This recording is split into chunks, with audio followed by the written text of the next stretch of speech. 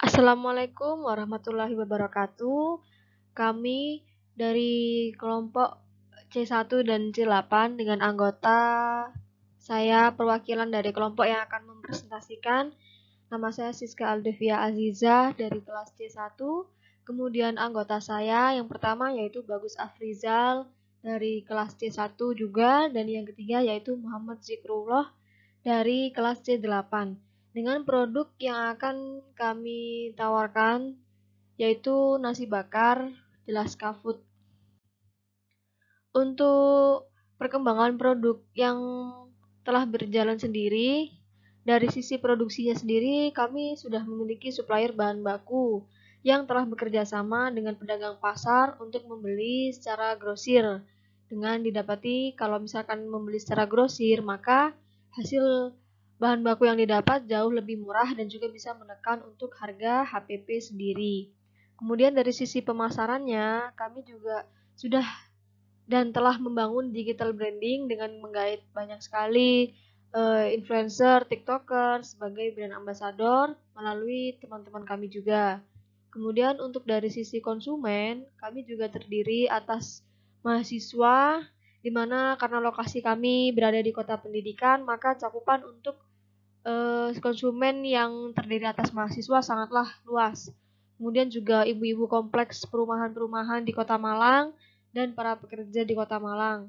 Karena letak strategis tempat usaha kami dibandingkan sekarang dengan yang terdahulu, ketika terdahulu kami mendirikannya di kota kecil dan sekarang kami sudah lari ke Malang, maka letak strategis ini sangat membantu kami untuk meraih banyaknya sisi konsumen.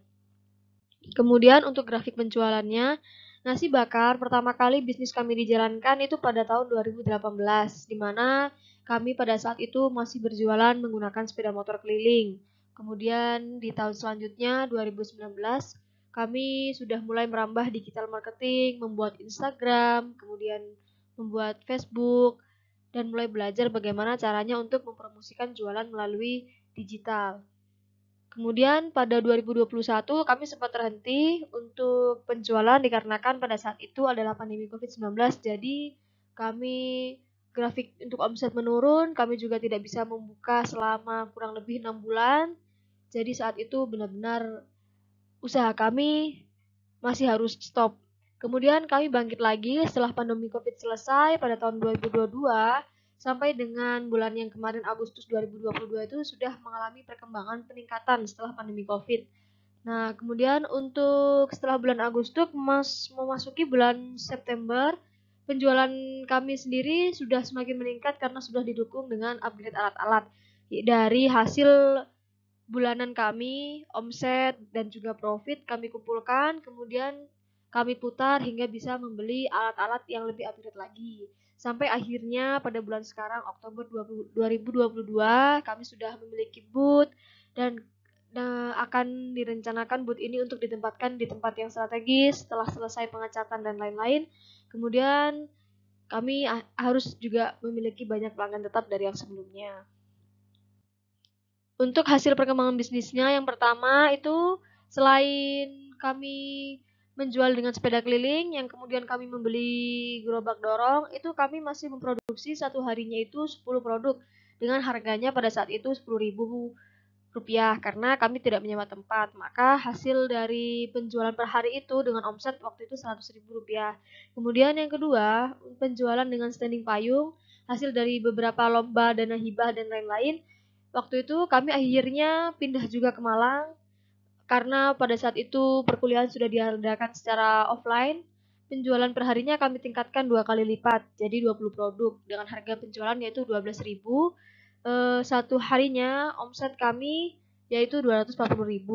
Kemudian yang ketiga adalah hasil dari profit yang ditabung untuk perkembangan usaha kami. Jadi dari profit-profit yang sebelumnya kami tabung hingga akhirnya kami merencanakan untuk membangun sebuah kontainer. Di mana rencananya untuk penjualan harian kontainer ini kami berkali-kali lipatkan dari produk sebelumnya, dikarenakan untuk kontainer sendiri selain bisa menarik banyak sekali konsumen juga bisa diletakkan di tempat strategis dan brandingnya juga menjadi bisa lebih kuat lagi. Rencananya produk yang akan kami hadirkan apabila kami mendapatkan dana dari Universitas Brawijaya pada kegiatan AWMM 2022 ini, yaitu 80 produk. Nanti dananya akan dialihkan untuk pembelanjaan dan peningkatan untuk upgrade produksi, kemudian juga sebagai marketing dengan harganya tetap dari yang sebelumnya yaitu 12.000, sehingga target kami satu harinya itu menghasilkan 960.000 per hari.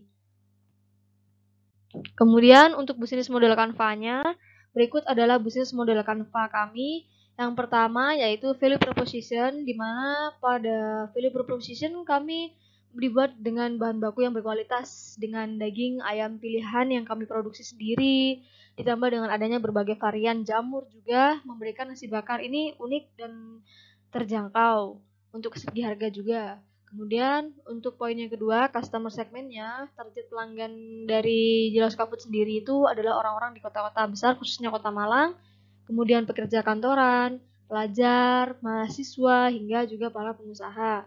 Kemudian untuk poin yang ketiga, yaitu channel, Jelas Kaput ini memayoritaskan dilakukan secara offline sebetulnya, secara sosial media, yang kemudian nanti bisa juga mayoritasnya juga dilakukan secara online karena kami juga mencantumkan GoFood, ShopeeFood, kemudian juga Google Maps. Nanti di Instagram juga bisa untuk lihat produk yang kami jual, kemudian hingga membagikannya ke tester-tester.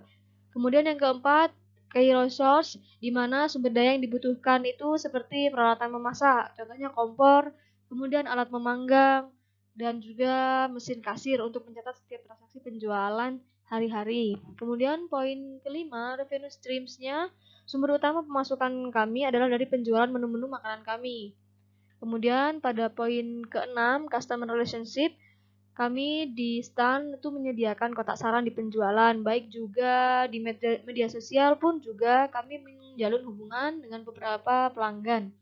Kemudian untuk poin yang ketujuh, key activities-nya, yang pertama yaitu proses memasak nasi bakarnya sendiri, kemudian nomor 2 transaksi di tempat penjualan, dan nomor 3 yaitu layanan take away. Poin ke-8, key partners-nya dari pemasok ayam, kemudian pemasok bahan baku. Kemudian poin ke-9, cost strukturnya yaitu pengeluaran biaya yang dilakukan untuk pembelian bahan baku.